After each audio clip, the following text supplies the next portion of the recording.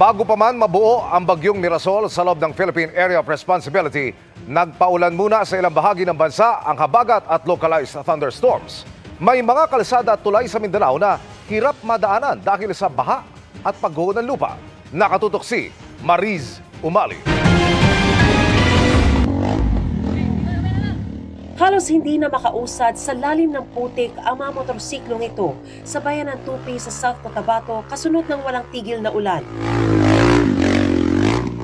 May mga kinailangan ng itulak ng ilang kalalakihan para makausad.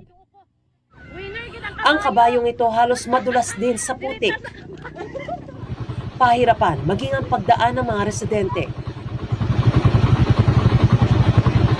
Dagdag din sa perwisyo ang mga maliliit na pagguho at ilang nagtumbahang puno. May mga motorsiklo pang kinailangang itawid sa rumaragasang baha. Mga dol! Guba nyo naman tulay, mga dol! Pansamantala ring hindi madaanan ang tulay na ito sa Magsaysay, Davao del Sur kahapon. Lumakas kasi ang ragasan ng tubig sa sapa kasunod ng malakas na ulan. Ayon sa uploader, abot hanggang tuhod ang taas ng tubig sa sapa kaya hindi madaanan.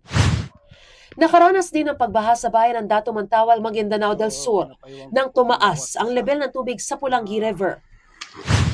Sa bayan ng Kabakan sa Cotabato, 3 sityo sa Barangay Kayaga ang binaha. Aabot sa 300 pamilya ang apektado na agad namang inabutan ng relief packs ng lokal na pamahalaan.